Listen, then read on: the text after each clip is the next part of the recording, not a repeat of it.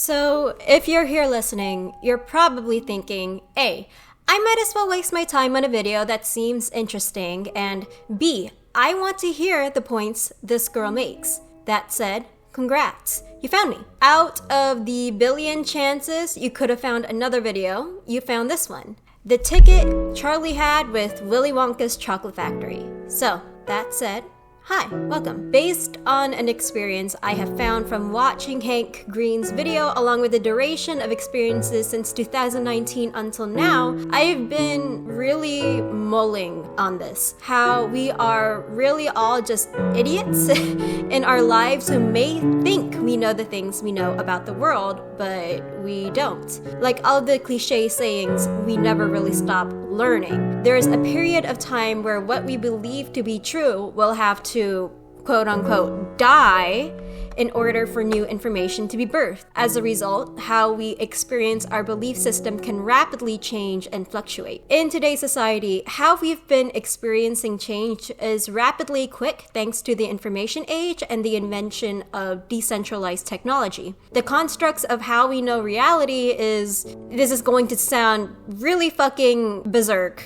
or, out of... This is just borderline insanity, right? At least at first glance. But again, how we know reality is really just an illusion. Literally a lot of the things we, again, quote unquote, know about reality is 90% how we view it versus what it actually is. And you may be thinking, Henna, wait, what are you trying to say?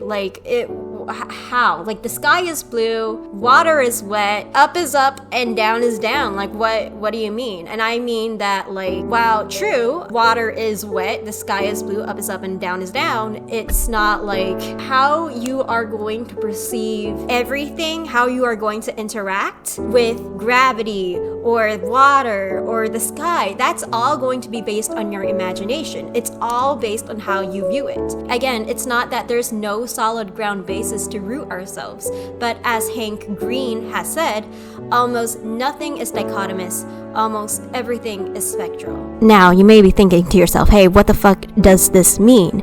Now, keep in mind, basically, the sum of that statement is almost nothing is quite definable, but almost everything is in a spectrum, if that makes sense. Hey, if you're still lost, you can go to Google, search it up. I'm not a search engine anyway. So, bro, what the fuck does this have to do with us being idiots, you may ask? Well, I'm glad you asked. Using the PowerPoints, or, well, not quite PowerPoints, but the points of stuff that I am about to list, I'm about to maybe blow your mind about the facts about our world that you might not be quite aware of. If you're an expert on all of these points that I'm listing right now, disclaimer, please correct me if I am wrong. I am totally open to learning new information. Again, you've seen the title, you clicked on the title. I am an idiot, teach me, okay?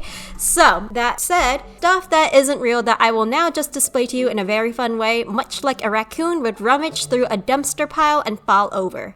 Planets don't exist. There is a discernment I want to make between not existing and it being not real. It is real, as anything is. But the short-term summary of this is that planets, in its entire definition, cannot be considered quote-unquote true planets. I'm not going to go too deep into this information because this would take me an hour, but hey, it's sort of funny that the one thing that's keeping our planet alive is the same thing that we can't really look at. It's kind of poetic. Anyway, the illusion and concept of free will are exclusively concepts I have found feeding off of each other. I guess there's a point made in the portion of actually having free will, and it's a really common debacle over the concept of free will and whether we actually have it or not.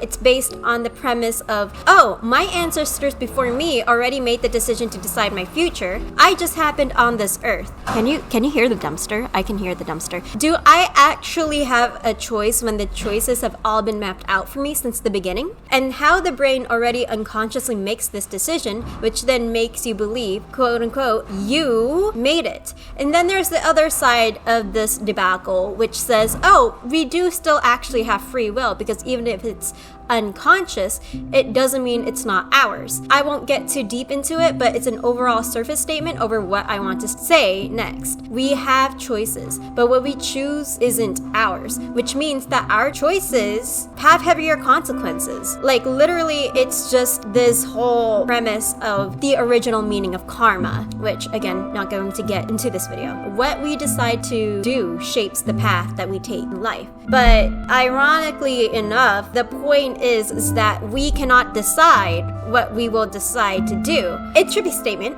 I know. It's still a thing that I am studying, and at this point, I agree with some of the points that this fatalistic mindset has. Like, I share some values over the illusion of free will. I agree. Like, if a choice is still being made, then that would make the argument that the choice isn't really a choice because it is still being made and you can't really like not make a choice. Like, that's just a loop. And even if you're not making a choice, like you're still kind of like making a choice not to make a choice. Like, it's again, like it's really, really trippy. Like how we really can't, you see how we really can't make a polarizing distinction between the two when they both lean in so heavily with each other. It feeds into the idea that nothing is binary, and what actually is comes in a lot of spectrums. Just like the idea of planets aren't in true categories, the idea of choice wouldn't really be put into a, well, true category. If that makes sense. I don't think it did, but if you get it, you get it. The girls that get it. Next point. The conception of expectations are actually so subconscious that we don't even realize we have it in the first place. Like, did you know that the death of expectations, it's called the withering? Not withering, worthering. Keep that in mind. Anyway, next point. What I knew about the economy and the government is actually inaccurate and wrong in a lot of ways. I've been tainted with so much pessimism from echo chambers about how we shouldn't trust the government. And it's like, okay, I did have a point, we shouldn't trust the government, but you need to know how it works. For me, I didn't know how it worked. I didn't even bother asking the question why we keep quote unquote electing shitty people when the political games are really hard to navigate. Like, especially in social media, especially on Facebook. It's hard to climb the numbers and really promote yourself out there with the higher chance of being elected if you're a shitty person. Like,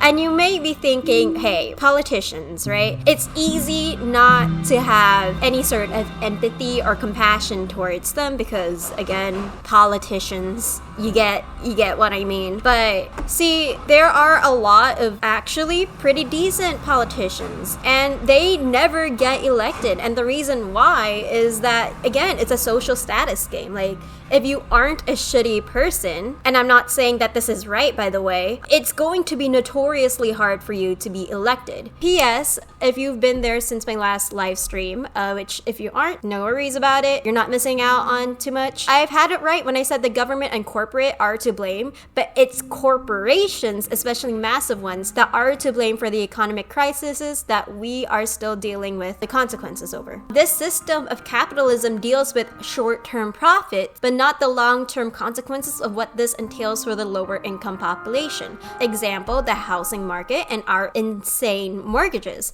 Banks are literally gambling with each other in this very complex way that, again, I will not delve into. Like, our markets haven't worked when they were unregulated. It's like literally specifically government intervention that rescued it from declining. The only reason it seemed like free markets worked is because the bloating on mountain high debt on money that they don't have, and government intervention before the crash. Lastly, I know this has been quite non-linear, but this is my linear point, I promise you. What I will perceive about myself will never be the same as I will perceive myself 10 years from now, and that's okay. What makes life so precious is not from the time that we have in the future, but the time that we have now. We're here because we're here. Therefore, we must let go of the myth that self-care will be easy. It won't.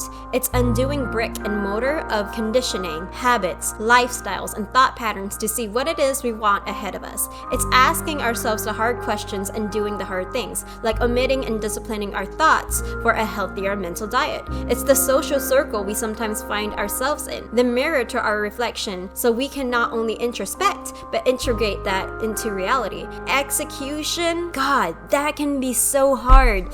Implementing shit can be so hard. Changing one's perception of yourself can be so hard. We're all idiots. But that doesn't mean it's bad. It means that nobody can know everything there is to know about life. And there's so much to explore, so much things to live for. I know that's why I'm here, despite the occasional bad thoughts. I need to live. I have to. I want to, and I'm going to.